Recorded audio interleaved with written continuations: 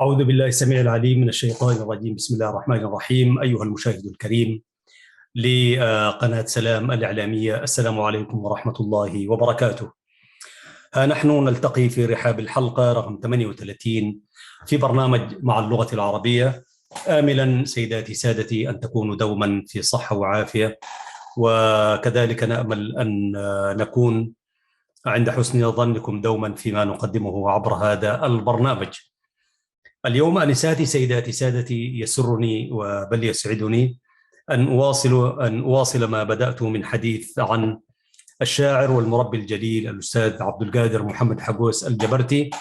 وتحدثنا في الحلقة الماضية، الحلقة 37، عن سيرته العطرة، وكذلك تطرقت إلى بعض ما أفادني به في لقائه الذي أجريته معه عام 2018 في القاهرة قبيل رحيله المأسوف بأيام. ها نحن على ذات المنهج،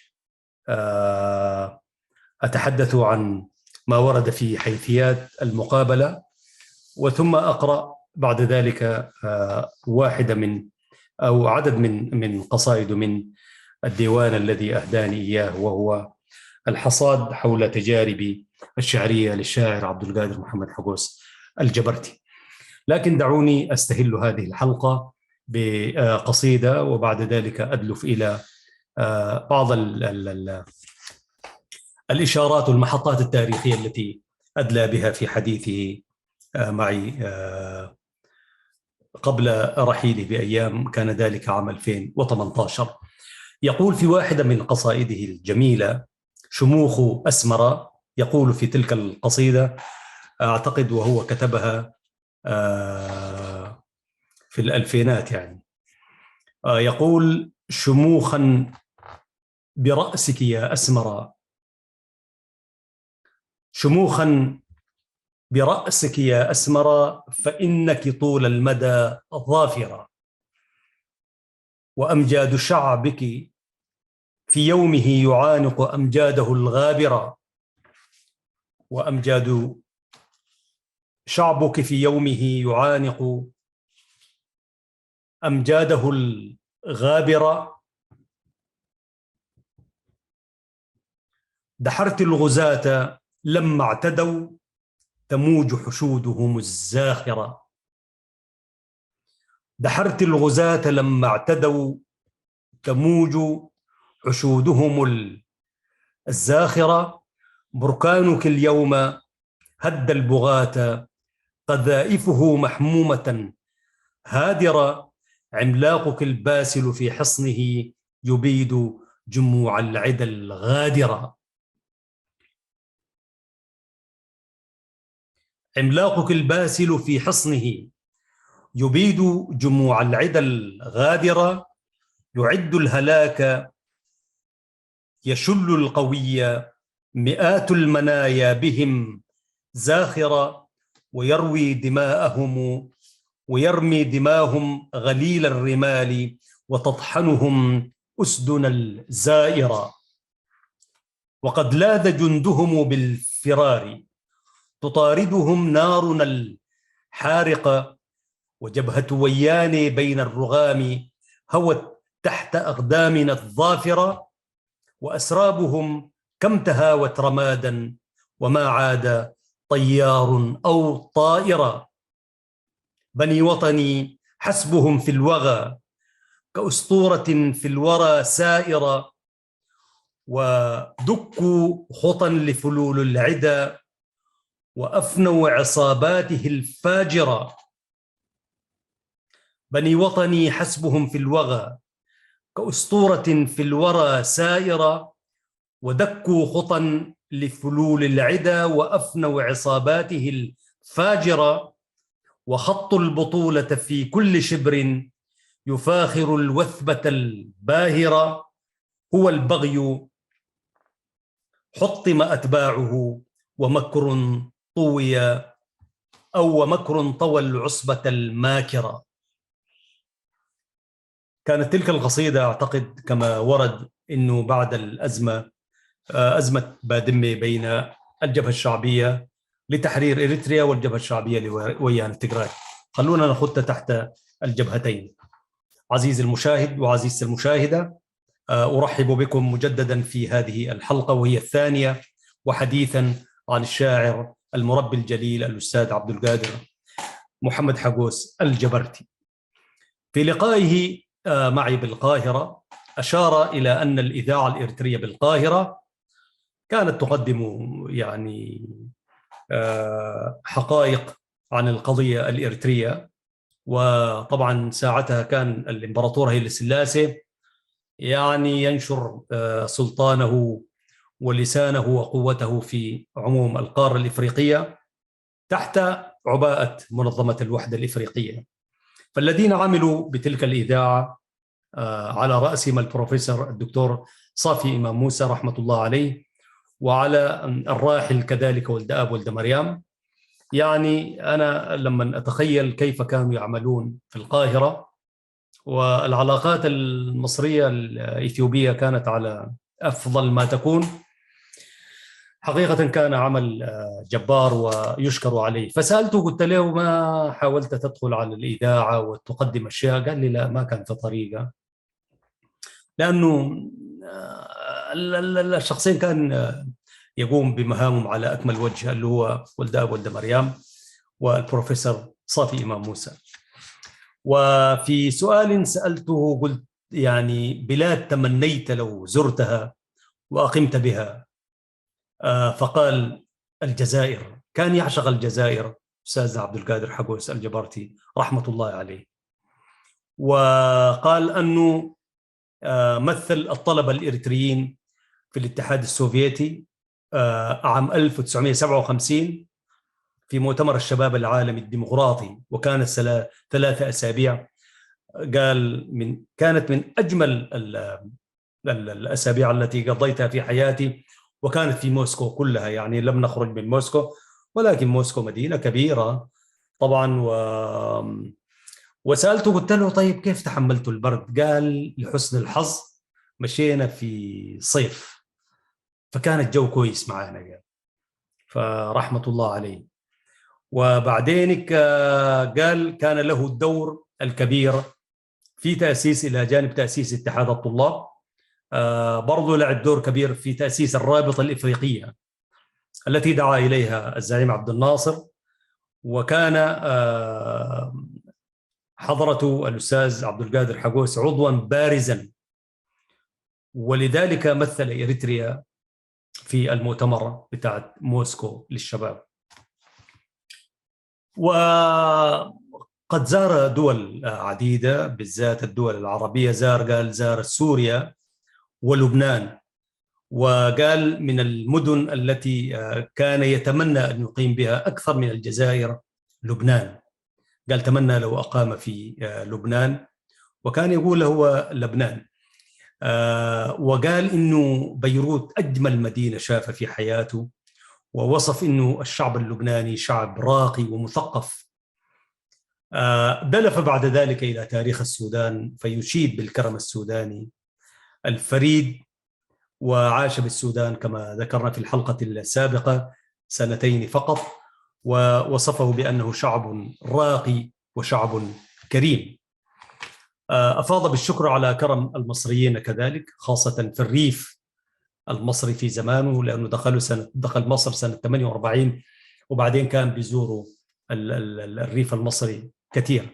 تخيل عزيزي المشاهد القاهرة الآن التي عدد سكانها يعني قريب 30 مليون إذا ما أكون غلطان. نحن لما طلعنا منها قبل سنوات كانت كم 20 مليون. قال سكان مصر كلها لما دخلها كان 18 مليون نسمة. خيرات مصر الكثيرة دي، وسبحان الله ربنا يعني أنعم على الأمة الإسلامية العربية في مصر بكل ذلك تلك الخيرات، وتأتيها الوفود من كل مكان، يعني ساعتها 18 مليون نسمة. فعلا كانت الدنيا يعني عايشين في بحبوحة. الآن عدد سكان مصر إن لم يكون فاق 100 يكون اقترب، وقد يكون فاق 100. سألت بعد ذلك عن تحديات الكتابة والقراءة والتأليف. قال طبعا هي كانت يعني من أكبر التحديات التي واجهته، بحيث أنه هو كان يريد أن يؤلف ويكتب وهو بالمملكة العربية السعودية، حيث قضى هناك 25 عاما، ولكنه لم يتفرغ، حيث لم يجد الزمن الكافي، لأن التدريس ليس بالأمر السهل كما تعلم عزيزي المشاهد وعزيزتي المشاهدة. فقال هو تفرغ للكتابة والتأليف وحتى القراءة كمان لما قدم استقالته وعاد إلى القاهرة، وقعد فيها فترة برضو زمن طويل يعني. وقال إن تحديات الكتابة تجاوزها، يعني يكون عندك رغبة في الكتابة ولا تستطيع أن تكتب. ده كان من أكبر التحديات. غير إنه قال أنا لما عدت إلى القاهرة وجدت الحمد لله يعني ما عنديش غير الكتابة والقراءة، فكتب الكتب العديدة التي أشرنا إليها في الحلقة السابقة. توقف وهو يتحدث عن الرابطة الإسلامية و... وكتب عن الرابطة كتب عديدة وقصائد. وفيما يتعلق بالمستقبل الإريتري تحدث فضيلته، كان إنه الإريتريين كانوا موعودين أن يكونوا على مستقبل زاهر، لأنه الإريتريين اكتسبوا تجارب مرت بها شعوب العالم، وهي تجارب كثيرة. فقط إريتريا كانت تحتاج إلى استقرار سياسي واستقرار وطني واقتصادي وثقافي. لو كانت وجدت ذلك من خلال لو كانت محظوظة إريتريا، بيقول كان يقودها رجل وقائد مؤمن بالوطنية الإريترية، وبعد ذلك كان الشعب سيكون في صفه كله، وكانت سترى إريتريا سني عهدها وسني الاستقرار والتنمية التي حرمت منها فترة الاستعمارات المتتالية عليها. لكن لسوء الطالع بيقول أنه إريتريا منيت برجل لم يكن قائدا ولم يكن وطنيا، وبالتالي حرمت بالإضافة لما حرمت. وفي حرمان الاستغلال بيقول إنه الجرح غائر وكبير يعني. قبل وفاته مع الأسف الشديد قبل وفاته بسنتين توقف عن الكتابة تماما، لأنه خلاص يعني الأطباء أصروا عليه إنه لابد أن يتوقف عن الكتابة، وحتى القراءة ما كانت كثيرة. وهو يتحدث، سألته عن شخصيات في حياته، وهو أشار إلى طه حسين والعقاد أحمد أمين والمنفلوطي ومصطفى كامل. ذكر شخصية إريترية اللي هي المرحوم خيار حسن بيان، وقال هذا الرجل كان رجلا كريما ورجلا يعني وطنيا مؤمنا، وهو كان رجل أعمال، وكان يعني كريم مع الطلاب. وتحدث عنه عن سيرته العطرة. قال بدأ رجل عادي أيام الاستعمار الإيطالي، ثم ربنا فتح عليه أبوابه وعمل أشياء كثيرة في القاهرة. ما هو أهم إنه كان دائما يلتفت إلى الطلبة، وكان منهم شاعرنا والمربي الجليل عبد القادر حقوس الجبرتي. فرحمة الله على العم خيار حسن بيان. وأنا أستقي منه تجربته في ذلك اللقاء عزيزي المشاهد وعزيزتي المشاهدة. قدم نصائح للشباب، لأنه قلت له كده أدينا من عصارة تجربتك وحياتك نصائح لمن تود. فطوالي دلف إلى الشباب، قال إنه على الشباب أن يعني يعملوا بقاعدة معينة ومهمة جدا. قال دعاهم إلى التواصل فيما بينهم بعضهم ببعض، حتى وإن كانت هذه الدعوة إلى الشعب الإريتري كله، لكن عند الشباب ركز عليها كثير، أن يكونوا على اتصال بعضهم ببعض. وقال كذلك أن يحافظوا ويهتموا بالتعليم أيا كان هذا العلم، قال سواء كان علم دنيوي ولا علم أخروي. و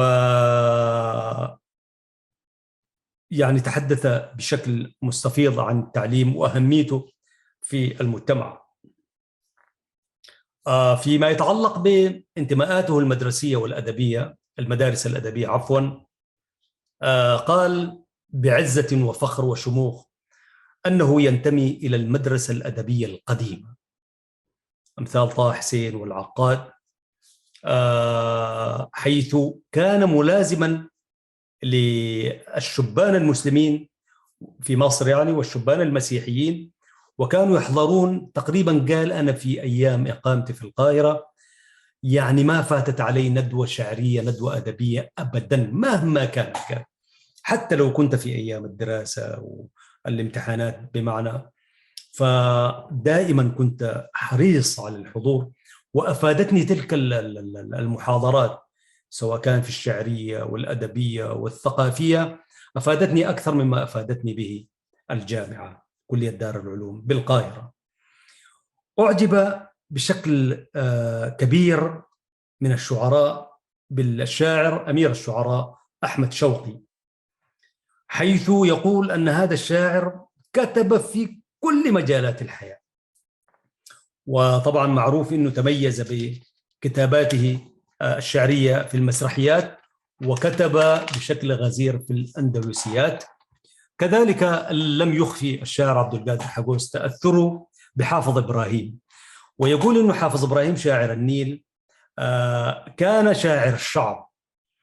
ولذلك أنا لأنه حياتي كلها أنا بعيد عن شعبي وكذا، وبذلك تأثرت بهذا الشاعر، وكنت بجد فيه يعني روحي وهو يقترب من الشعب وهكذا. طبعا هو ما عاصرهم، لكن تأثر لأنه المدرستين كانت موجودة، يعني مدرسة شوقي ومدرسة حافظ إبراهيم، كانوا هم ينتموا لمدرسة واحدة، لكن كان حافظ شاعر الشعب، بينما كان أمير الشعراء أحمد شوقي قريب من السلطة ومن البلاط الملكي وما إلى ذلك، كما أفاده الأستاذ عبد القادر حقوس.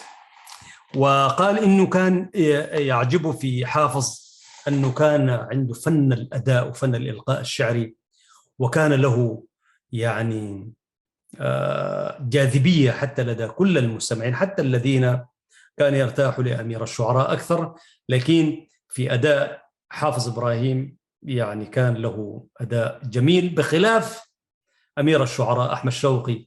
أحمد شوقي كان بيقول إنه وهو ربما استمع إلى تسجيلات وأحاديث الناس والشعراء حوله، أحمد شوقي أمير الشعراء هذا الأمير يعني كان ضعيف الأداء، يعني لا يجذبك في شعره وهو يلقيه، لكن لو ألقاه له زول تاني يكون كان أجمل. وهنا أنا بتذكر أنه الشاعر الكبير فاروق جويدة، شاعر مصر الكبير، الذي قال في واحد من قصائده لما شاف الأمور في مصر يعني بعد الثورة التي طاحت بمبارك، يعني تعجب إنه معقول هذه مصر يا جماعة اللي عشنا فيها وعاش فيها كل أولئك النجوم. فقال لها لا أنت مصر ولا السماء سماك، مدي يديك تكلمي لأراك. يعني قال هذه ليست مصر يعني. فالشاهد أنه فاروق جويدة مع أنه هو شاعر مجيد، برضو عنده المشكلة بتاعت أمير الشعراء فيما أعتقد، إنه أداؤه لشعره مش ما هوش بالمستوى. وأنا في يوم من الأيام وأنا في القاهرة أيام شغلي بالجامعة العربية تواصلت معه، وحقيقة لو كنت بالتلفون يعني تواصلنا كثير وكانت أمنيتي إنه ألاقيه، لكن الغايرة دي ما مكنتنا إنه نلتقي، لكن اتصلت به والله أكثر من مرة وقرأت له من شعري. وحقيقة هو كان يرحب ويقول لي يا أخي يا ريت أشوفك وكده. أنا كنت أحرص الناس على شوفته، لكن ما لم أتمكن. فكان لو كان لاقيته كنت حقول له والله يا أستاذ فاروق يعني يا ريت لو تخلي زول تاني يقرأ شعرك، لأنه أداؤه ما بيجذبك، لأنه الأداء شيء والتمكن من الشعر شيء آخر يعني. أنا دائما أتساءل، يعني الشاعر المتنبي، أنا طبعا كتار كلنا ما سمعنا صوته، فأقول إنه كيف كان أداء هذا الشاعر أبو الطيب المتنبي، ملك شعراء العرب؟ يعني أحس أنه في قرارة نفسي أنه كان أداؤه جيد يعني، أو هكذا يمكن عشان نحبه، هكذا أتخيله. نعود لشاعرنا الأستاذ عبد القادر حقوس الجبرتي. سألته رأيه في شعر التفعيلة أو شعرا، وكذلك رأيه في شعر النثر.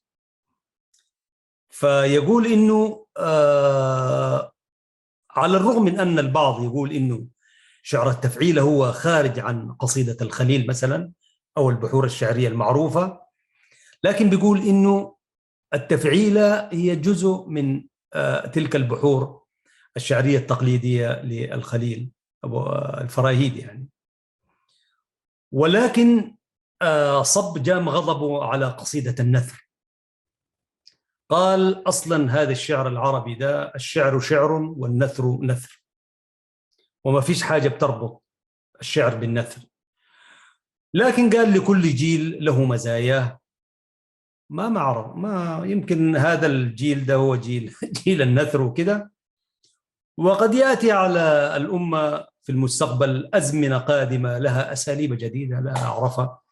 لكن قال هو الشعر هو هكذا، واستشهد بشعر أو بيت الرصافي في قصيدته، بيقول إذا الشعر لم يهززك عند سماعه فليس خليقا أن يقال له شعر. من هذا المنطلق لا يعترف بقصيدة النثر، وآلمته الغربة كما قلت لكم مشاهدي الكرام. يعني قال أكثر شيء آلمني في الحياة هي الغربة الطويلة التي ضربت أطنابها عندي، قال وركبت خيلها وجمالها وكل شيء فيها، فسرت على هذا الطريق. فقال إنه حياتي كلها في الخارج، يعني عشت في الخرطوم زمن 25 عام، في السعودية، والباقي كله في مصر. يعني ما عشت، يقول ما عاش في بلده إلا 22 عام فقط. ولذلك الغربة آلمته كثير، وعشان كده هو يتنفس في شعره عن الغربة. برضو رجعنا في السياسة، فقال كنت أتمنى أن يكون السياس أول رئيس بعد 91 أن يكون خادم لأهله ولشعبه، لكن هذا القائد خذل شعبه. عبارة قالها هكذا. سألته عن جمهورية مصر العربية كيف تبدت في شعره، قال مصر هي أم الدنيا، وعشان كده أنا كتبت شعري، أغلب أشعاري وإن كان جزء منه عن إريتريا، لكن برضو عن مصر كتبت كثير. قال يعني، وقال مصر أم الدنيا، وأم الدنيا لما تقول فيها كل شيء، الطيب وغيره، العلم وغير التراث والدين والأمان. ووصفها إنه تاج الشرق، مصر هي تاج الشرق، وما زالت مصر بخير. قال أصلا مصر دي حتظل، لو تلخبطت الدنيا كلها مصر حتظل دوما بخير. كتب قال عن 6 أكتوبر، عن أكتوبر يعني، وعن كل المناسبات المصرية. وكتب كذلك عن المؤرخ عبد الرحمن الجبرتي الذي كان في عهد نابليون، وقال الجبرتي يعتبر من أكثر أو الموثق الوحيد لليوميات أيام نابليون بونابرت، وكتب تحت عنوان يوميات الجبرتي. وأرخ وإن كان هو كتب عن اليوميات، لكن كل الذي كتبه كان عن مصر. بيقول منذ دخول الفرنسيين مصر إلى خروجهم، وأشهر كتابه مظهر التقديس في زوال دولة الفرنسيس للجبرتي. فيشيد بالجبرتي عبد الرحمن الجبرتي المؤرخ، وهو ينتمي إلى هذه القبيلة التي ينتمي إليها شاعرنا الكبير عبد القادر حقوس الجبرتي. له كتابات عدة عن الشهيد الشيخ البطل الزعيم عبد القادر كبيرة رحمه الله، وله قصائد فيه، ويقول له في واحدة من قصائده، ممكن نقرأها بعدين إن شاء الله: قتلوك يا أبتي والتاريخ يولد من جديد. سألته كيف كانت رحلته وحياته مع القلم، حيث ارتبط الشاعر عبد القادر حقوس الجبرتي بالقلم والتأليف. يعني أنا ما سألته هل كتب على الأجهزة الحديثة وكذا، ولكن أعتقد هو كان رفيق القلم والورق يعني.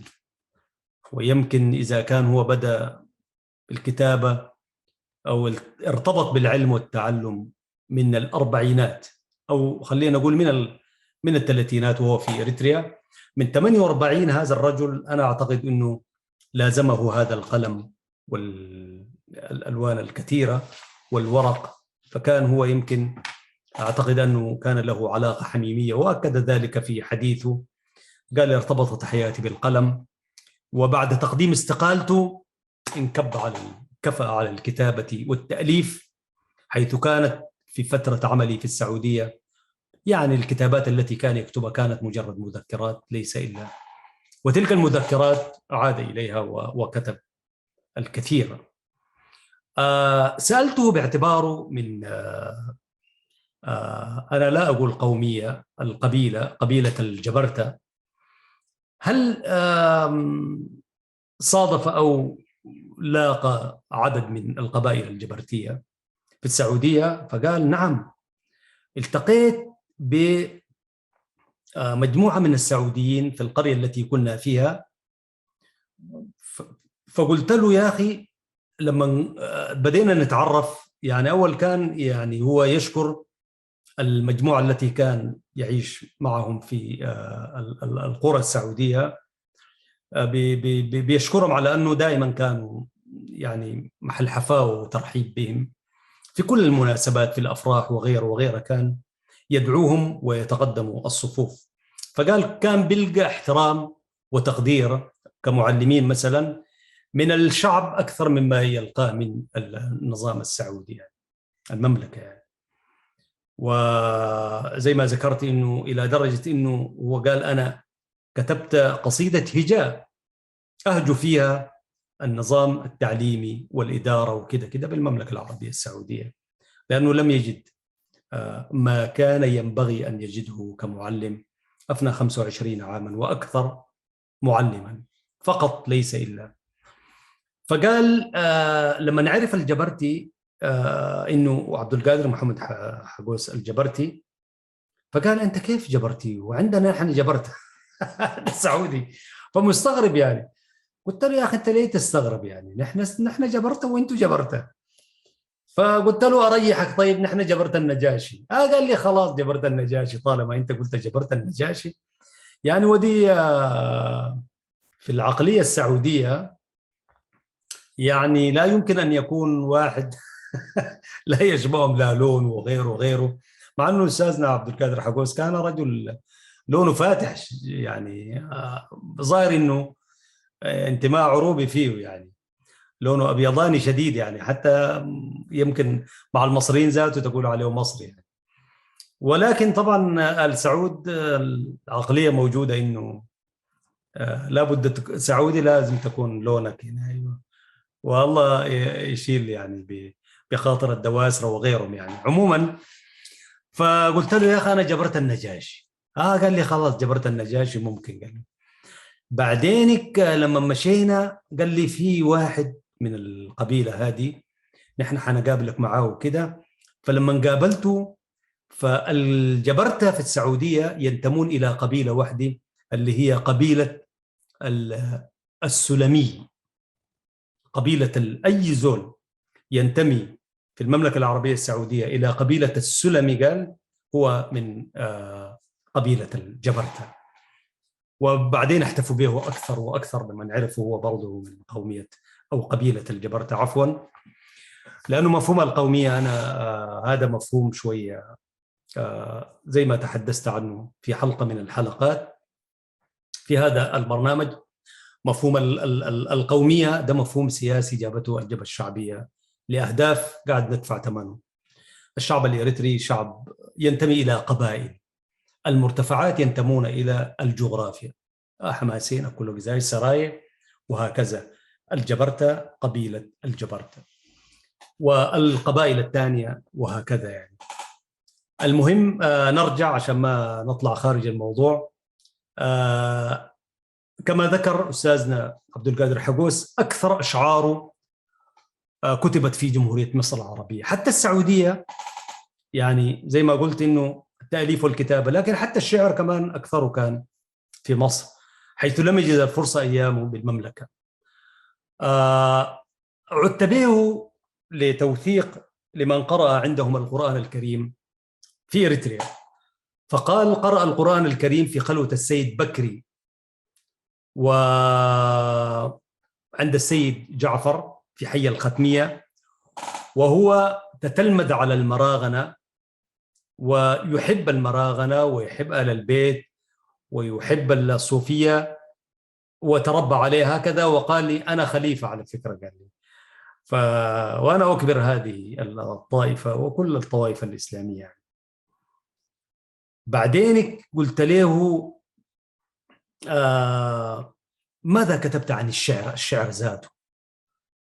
وقريت له الأبيات لشاعر سوداني ما استحضر اسمه، ما زلت تتعب مصطفاك وتتعب يا شعر، قل لي أين منك المهرب، من قبل تكويني أراك معذبي وأخال بعد الموت منك أعذب.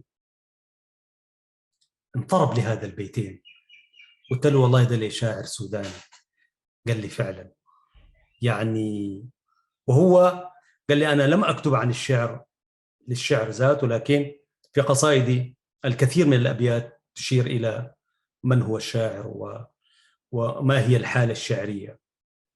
وقال إنه الشعر تعود إلى فترة الدراسة وفترة التصوف كما قال، وحضوره الندوات الشعرية كان يرتادها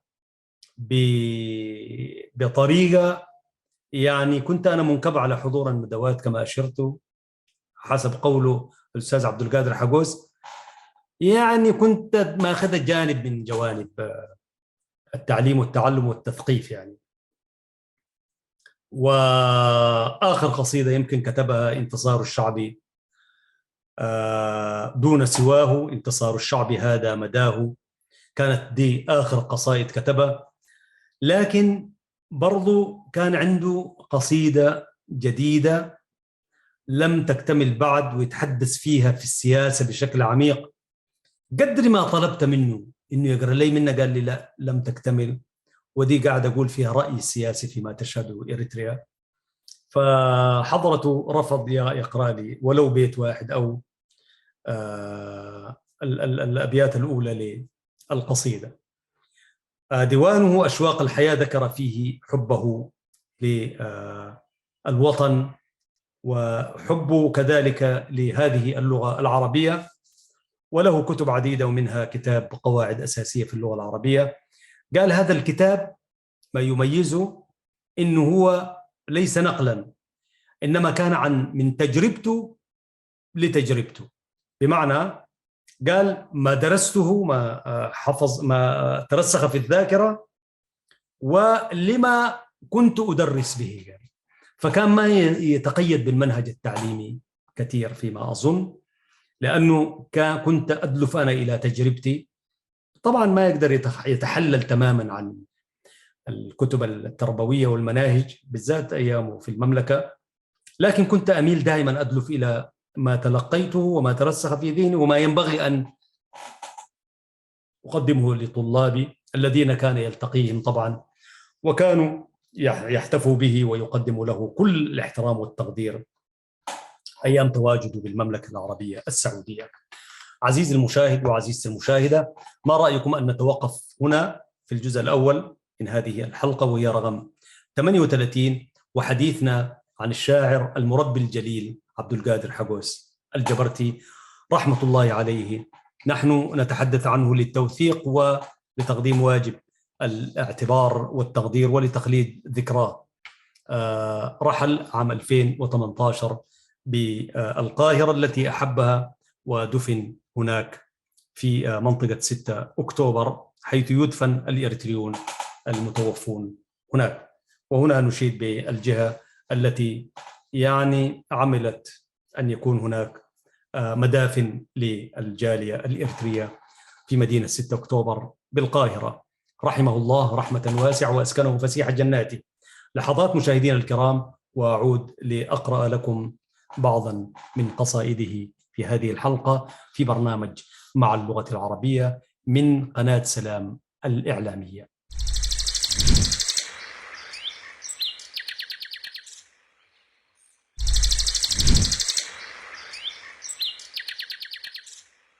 عدنا إليكم مشاهدينا الكرام في حلقة من برنامج مع اللغة العربية من قناة سلام الإعلامية. يقول: إلى الجنود المجهولين من أبناء وطني إريتريا، قال فيهم ما يشبه المقالة: من أجلكم أكتب لما قمتم به، وأكتب من أجل الحقيقة وحدها، باسم الشرفاء المخلصين في كل زمان ومكان، بعيدا عن الأضواء الحافظون لعهدهم دوما، من أجل بلوغ الأمان لأوطانهم، ومن أجل المثل العليا المتحدين للقهر والظلم والطغيان، أكتب من أجلكم ولا أتردد لحظة عند ذكر مآثركم، يا من اكتويتم بلهيب النيران، وخضتم معارك لا لنيل المجد أو التيجان، بل عانقتم من الأهوال والأحزان كل الأحزان، وليسود العدل والسلام، وليزول الاستبداد والهيمنة من عنق الإنسان، يا من بنيتم الاستقلال من أجل الأجيال، وقدمتم لثمن الحرية كل ما تملكون من نفس ونفيس،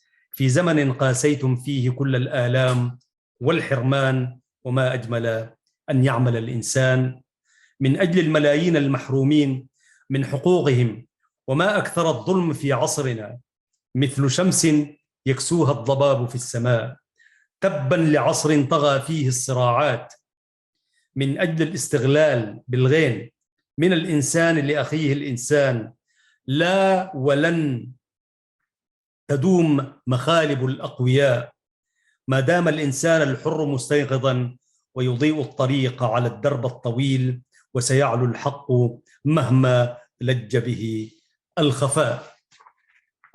كان ذلك أعتقد بعد الألفينات. وله قصيدة: يا عصفور بلادي، يا عصفور بلادي قم وطر وحلق وأنت حر في الفضاء، كن يقظا كن حذرا من الأعداء، لا ترحل بعيدا عن الأرجاء، ورفرف بجناحيك وحيي كل شهيد وفدائي، انظر كيف ينساقون من أجلنا بهمة وحسن بلاء.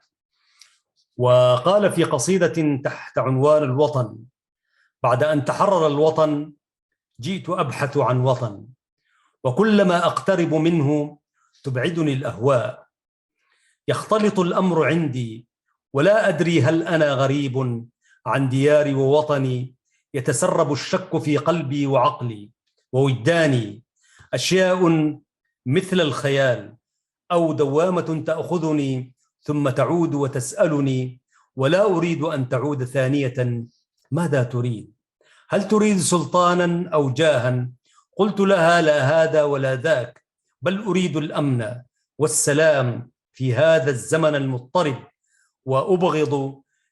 وأبغض شيئا عندي أن أعيش كالغريب مشدود الفكر حيران، ولا أريد أن تموت الأمنيات والأماني التي عاشت في وجداني مدى الأعوام، ولأني أرفض الظلم والقهر والاستبداد الذي عانينا منه طويلا بأي حال من الأحوال، لأن الشمس عودتنا دائما الشروق لنطرد الظلام ولينتشر الضوء ومعه الأماني والأحلام، لنرى الدنيا متفتحة الأبواب لندخل من أي باب نشاء في وطن يسوده الأمن والسلام. رحم الله الشاعر عبد القادر حبوس الجبرتي، كتب تحت عنوان شعبنا الأبي. ويعني كان رحمة الله عليه مهموما بالكتابة ومهموما بالشعر، وتحت عنوان كيف تتحقق أمانينا ونحافظ على مكاسبنا كتب نثرا، وكتب كذلك شعرا في كيف نحقق أمانينا ونحافظ على مكاسبنا، نثرا وشعرا.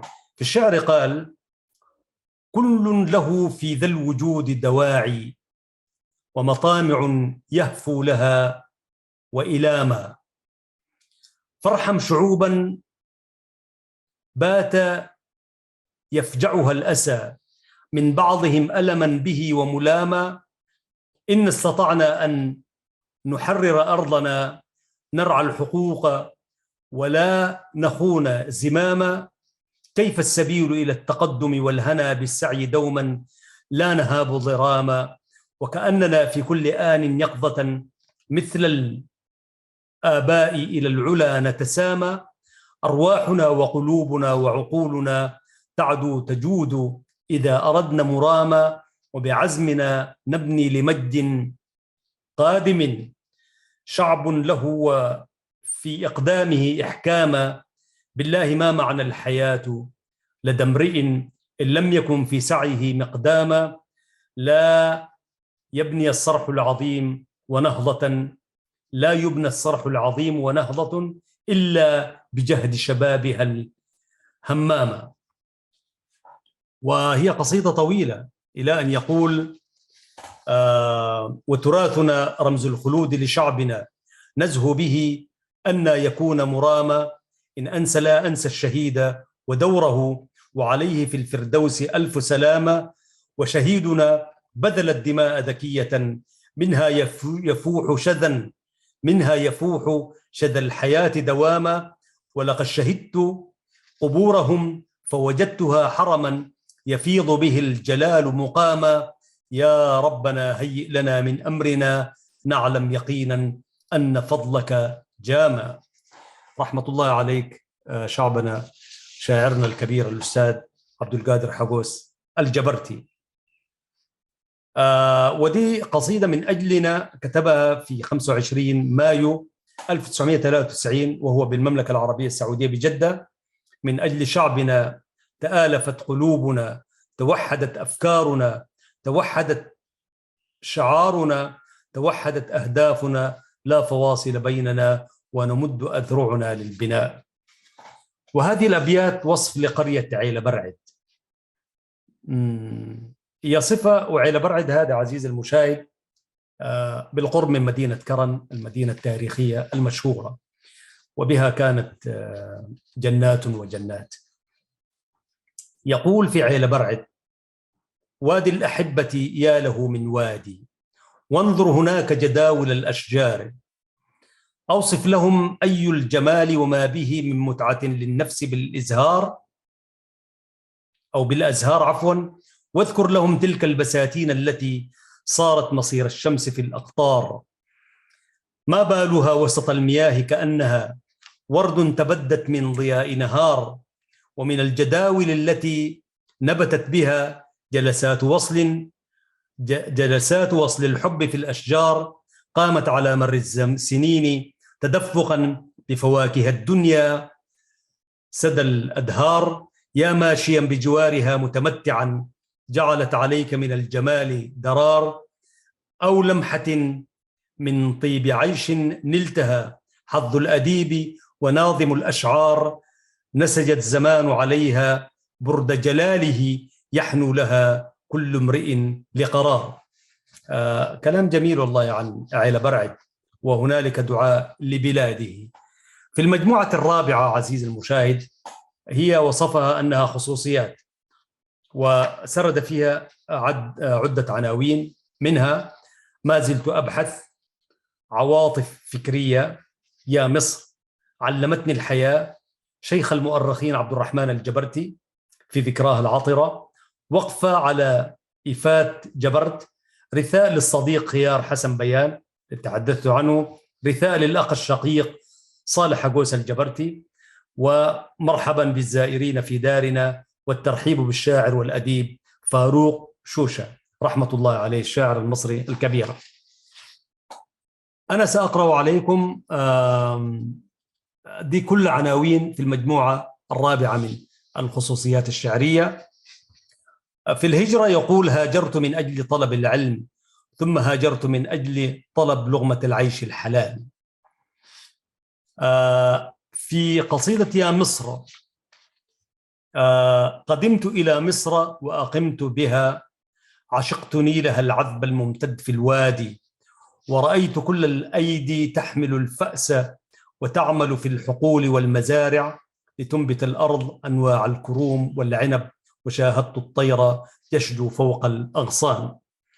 ويقول في قصيدة علمتني الحياة: علمتني الحياة الشيء الكثير رغم عمري القصير، علمتني الحياة أن التجربة والمعاناة هما الأساس المتين لمعرفة الأشياء والتعامل مع الناس، علمتني الحياة. في قصيدته إلى الشيخ عبد الرحمن ابن حسن الجبرتي يقول: تبارك الله نجد الأكرمين بدا، يا طالع السعد للآمال والشيم، أبو ذو نسب ويا له نسب، وجده حسبه ذو الفضل والكرم، إني قرأت وما أنسى كتابته، رب الفضائل والقرطاس والقلم، وكم تذكرت فيه كل نادرة من التوارخ من وصف ومن حكم، ورحمة بمزيد العلم واسعة تهدي الحيارى بنور العلم ملتزم، وحجة كان للكتاب مكرمه، تسير في الكون مسر الدر في الظلم، فلا يكاد الجبرتي حين يكتبها كابن المقفع تحيي دولة الكلم، فصار للمجد مأوى لا يفارقه، وظل للعهد صرحا ثابت القدم أو ثابت القدم، حوادث من أصول الوصف بينهما لتنفع الناس من عرب ومن عجم، يرعى الزمام بعزم صادق وله نفس كقلب هما من ظاهر الشيم، تراه في السرد جد النشاط به حتى يفهمنا من غير ما سأم، علمتنا كيف نحيي العلم من عدم، وبسمة الزهر تحكي حسن منتظم، مشاكل الدهر تعلو حين يذكرها عويصة حيرت ذا الفهم والهمم، إن الليالي التي في العمر منه خلت بكل هول من الأهوال مقتحم، واها لعقلك كالنبع الجميل صفا، بالروح بالفكر بالإشراق منسجم، له أياد على الأوطان سائرة في مصر، حلبة الإحسان كالهرم، فلا يقاس بفضل فضله أبدا من ذا يسوي سواد المسك بالفحم، والشمس دائرة والكون مركزها، جبرتي رمز الهدى والصدق والدعم. كلام جميل يعني، رحمة الله عليه أستاذنا عبد القادر حكوز الجبرتي. وقفات عن إيفات جبرت، يقول: قف يا فؤادي على الأماكن ساعة، من زيلع شرقا إلى إيفات، وهناك قومي شيدوا مهد الأولى، تنساق مكتملا إلى الغابات، إيفات يا أم الإمارات التي أنشودة الخلد نحن قضاء، إلى أن يقول: وطن الجبرتي يا له من موطن نحيا له، ويظل في الخفقات يلقى الغريب على جوانبه الندى، لمسافر أو عائد رحماتي. وقدم رثاء لصديقه خيار حسن بيان صاحب الأيادي البيضاء، توفي في مدينة القاهرة عام 1987 إثر نوبة قلبية مفاجئة. قال: كان من رجال الأعمال القلائل الذين ضحوا من أجل وطنهم، وقدم الكثير لإخوته وأصدقائه في المساعدات سرا وعلنا. يقول: حبيب القلب فضله لا يعد، وكان لنا كريما لا بخيلا، عرفنا دوره السامي مليا، صديقا في تعامله ودودا، يفيض سناؤه كالروض حسنا، ويغشى في أماكنه منيعا، إذا كان الوفاء نسيج عهد فحسب، فحسب في طبائعه مطيعا، ولا تعجب فإن العزم منه ولا ضعفا يصاحبه دواما.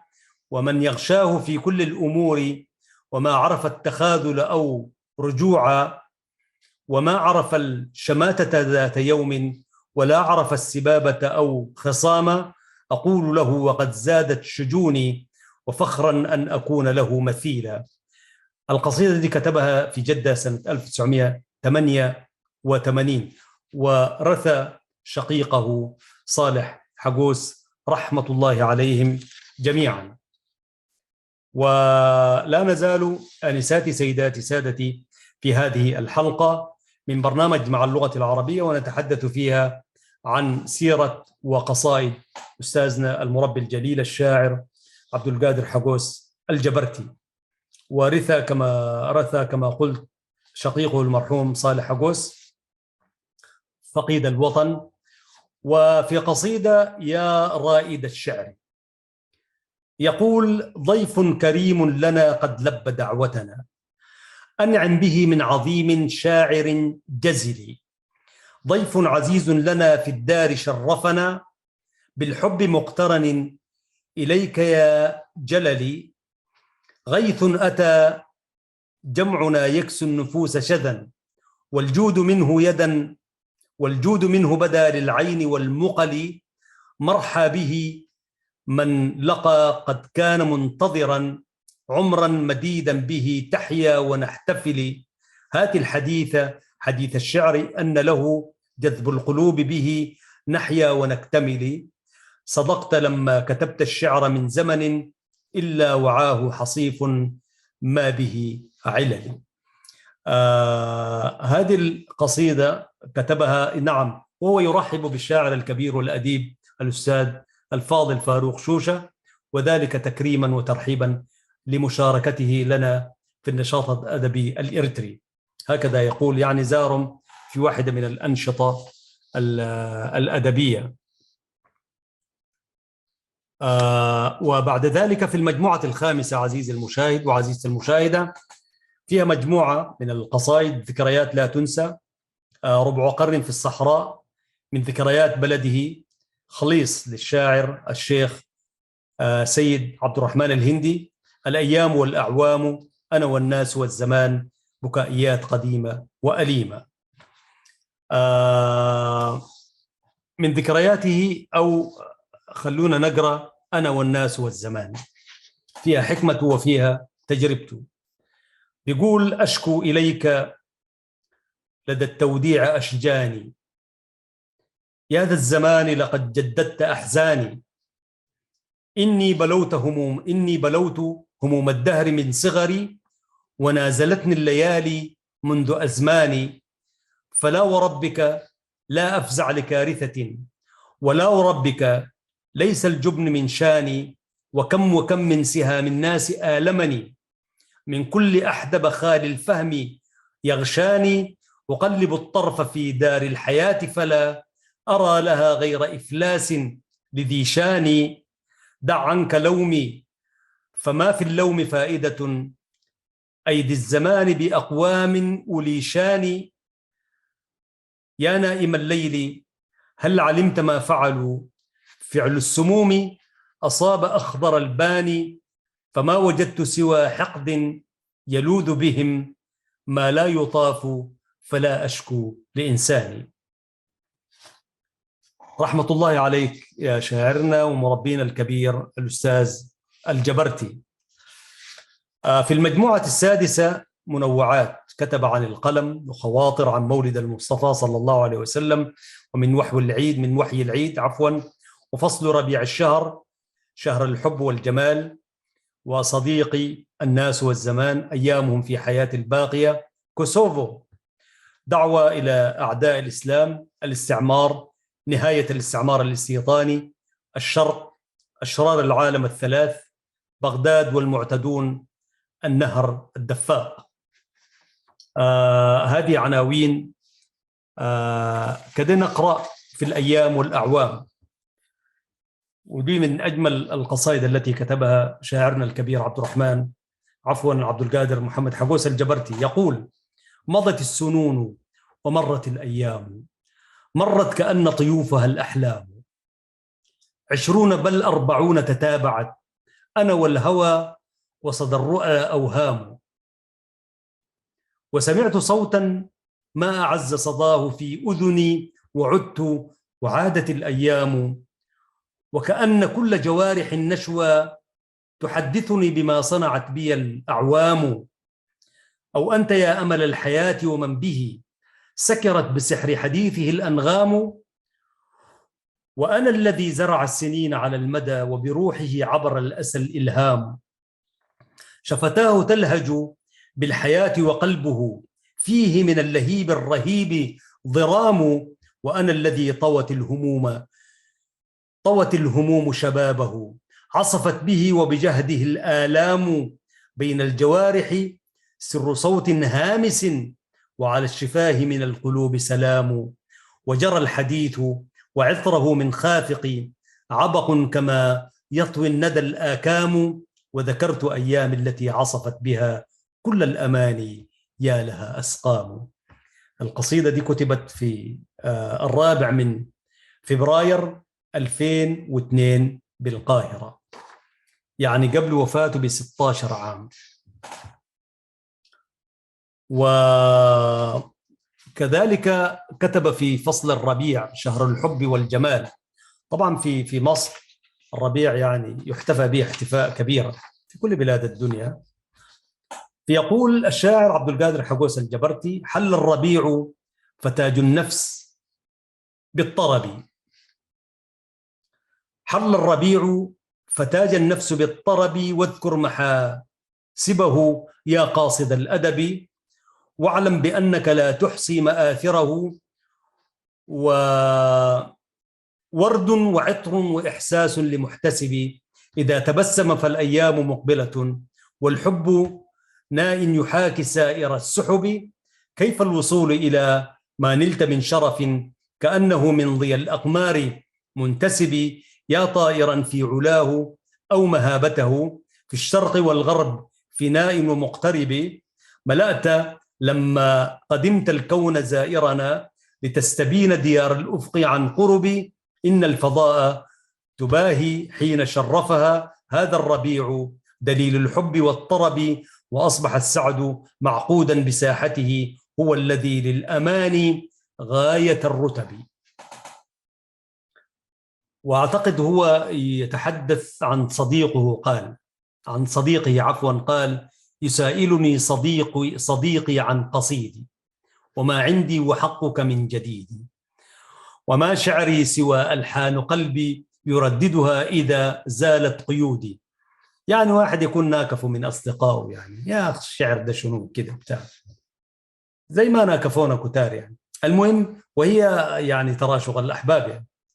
يقول له: قيودي لا يراها غير نفسي، فما قيدي كغيري من جديد، ولكن في دمي قيد رهيب، وما هو بعد بالقيد الوحيد، هي الأيام تقتل كل فكر، تمزق بهجتي في كل عيد، وتلقي فوق وجهي كل سحب، يصور حيرة الفكر الرشيد، فلا تعزل أخاك إذا تأبى عليه الشعر في هجر مديد، وخفف عن فؤادي بعد حين إذا ما تاه بالجهد الجهيد، ومن شدة الأهوال يدنو يواسي القلب في لهف شديد، يحاول حل معضلة بصدق، ويرغب ذا المآرب من بعيد.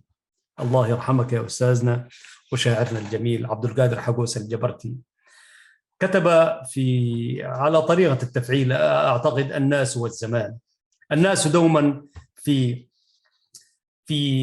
صراخ مع الزمن، البعض منهم يرى العالم من ثقب ضيق رغم اتساعه، والبعض منهم يراه بلا نهاية، وكلا الرأيين متباينين مثل الليل والنهار. والزمان هو لا يتغير، وإنما الذي يتغير هو الإنسان، بدليل قول الشاعر: إن الجديدين إن طال اختلافهما لا يفسدان ولكن تفسد الناس، ومن يتأمل ويتدبر في هذه الحياة والتعامل فيما بينهم يجدهم صنفان: صنف معك وصنف عليك. ويقول في قصيدة: أيام من حياة الباقيات. سبحان الله، ليت الأيام تسعفني عن صمت الذي يقتحم الجدران. حيران لكني بعيد عن الأحزان، دوما يراودني الخيال وعن ذكريات الأمس القريب، وأنا في بلاد الغربة في الصحراء القاحلة، كأنه حلم من الأحلام أو كأنه سجن بلا غضبان. والآن وكلما أرجو من الأيام الباقيات أفراح بلا أحزان، ليعانق قلبي في الأعماق وبلا حرمان. وكلما جاء يوم جديد وأنا أتأمل فيه قبل أن أرحل ويمضي كالسحاب، أبحث فيه عن شيء يسعدني بين الأحياء أو حتى بين الأشياء أو في كل مكان أجل فيه، وأستعرض تجاربي في الحياة المليئة بنماذج شتى من العظات والعبر، وما زلت أنتظر لما يخبئه القدر في هذا الزمان الغريب الذي غاب عنه الوفاء وحتى بين الأقرباء. ثم أعود وأسأل نفسي: ماذا تريد من الأيام الباقيات؟ لست أدري وما يجيء به الغد المجهول لكل إنسان في هذه الحياة، ولحقيقة ما يحدث له بين حين وآن، والذي يعجز عن فهمه العقل أو يتصوره الخيال. القاهرة، 11 من مارس 2003. وفي قصيدة كوسوفو وجرائم الصرب ضد الإنسانية كان رجلا عالميا يقول: قد أخرجوني من دياري مرغما متنقلا بين البلاد غريبا، ماذا جنيت من الدياج يا ترى حتى أغادر تائها ملهوفا، جعلوني أرتاد الردى من تحتهم فيها بمسفوك الدماء غزيرة، من حول تقترب المنايا هاهنا عند الصباح وفي المساء ورودا، صرب طغوا وتجبروا يا ويلهم، حملوا النفوس إلى الظلام سدودا، القاتلون المجرمون تفننوا بالأبرياء على الزمان شهودا، ونساؤنا أطفالنا تبكي على دار بها كل الخطوب مشيدا، هدموا بيوتا في الطريق وأحرقوا، وعيوننا شوقا لها مجهودا، وشيوخنا الجرحى تميد وجائر يسعى بهم نحو الضياع قصيدة. وقصيدة هي طويلة. وفي قصيدته دعوة إلى أعداء الإسلام قال: يا من ضللتم في الوجود هياما ومشت على آثاركم أقواما، قامت حضارتكم بفعل زائف وشكى إليه الدهر والأعوام، يوم على التاريخ خلد ذكره وأضاء من آفاقه الإسلام، قد حول التاريخ في محرابه وسمت به حضارة الإسلام، إلى أن يقول: دين الحضارة والمساواة التي في ظلها سعد الورى أقوام، دين حمى الإنسان من أوهامه وبه نجا من عيشه الآلام، وله على الإنسان ذكر خالد وله حقوق في العلا والذمام، وشريعة سمحاء بالمثل التي نعم العباد بها وساد سلام، يا أيها الأعداء كيف ترون ما بنيت عليه حضارة الإسلام، إلى أن يقول: وتبصروا بعقولكم عن ديننا ليحيطكم الخير العميم دوام، سعدت به الدنيا ونظر وجهها وبه الحياة محبة وسلام. وتحدث عن الاستعمار وعن نهاية الاستعمار، وتحدث عن الشرق فقال: الشرق تاه وأصبح الأوطان رمزا على وهن ونحن نيام، ومظالم في القدس عم وقوعها هدم وتدمير ولا إرغام. أخذ العدو زمامه وتعددت أطماعه بين الورى إحكام. ملأ السجون مقاتلا ومناضلا للنيل، لكنها أحلام، إلى أن يقول: والحق يعلو رغم كل جهابز، مهما تعالوا في الدنا إعظام، والله ناصركم على أعدائكم، شهدت لكم بالخبرة الأقوام.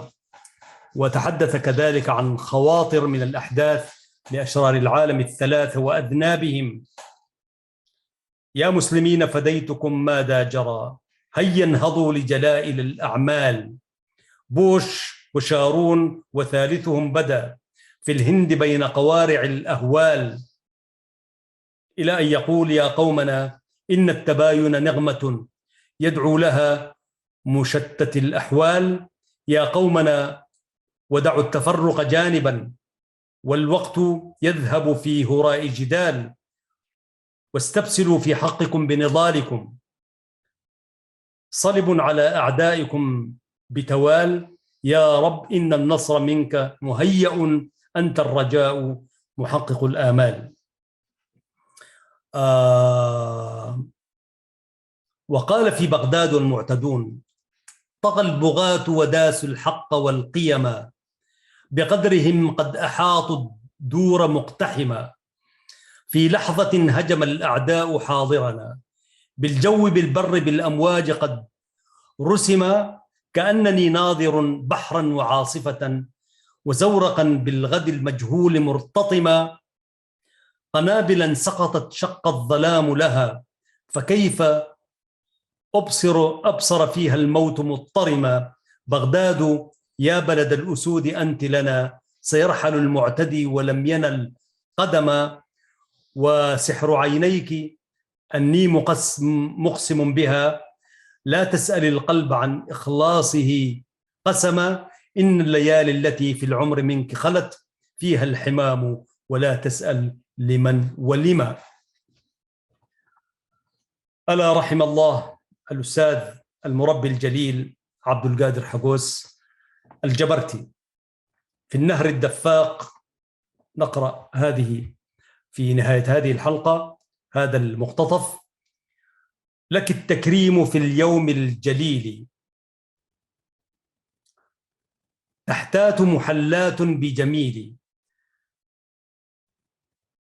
فيا أمي ويا زوجي إليك رياحين وأزهار خميل، ويا أخت لنا وأخ لهذا، ومنك لمن رجاك بدا منيلي، وأنت النهر دفاقا قويا حنينا في تعامله الأصيل، وكم عانيت من قسو وظلم حماك الله من داء وويل، ويا أسفي إذا تركت وظللت فرائسا للتخلف والعليل، إلى أن يقول: وقد برزت وسارت في الأعالي، ولا تقبل عتابا من جهول، تقدم للعلا عاما فعاما، وعن عزم وإصرار طويل. هكذا أيها الإخوة المشاهدون نصل وإياكم إلى نهاية هذه الحلقة، وكانت الحلقة رقم 38 في حضرة الشاعر المربي الجليل الأستاذ عبد القادر حقوس الجبرتي.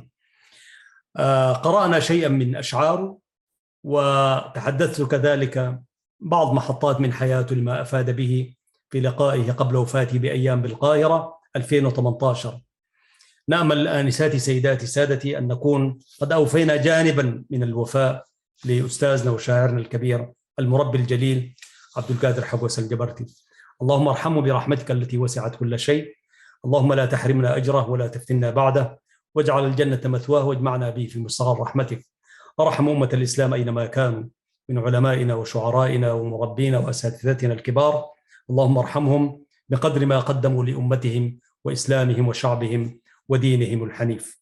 اللهم لا علم لنا إلا ما علمتنا إنك أنت العليم الحكيم.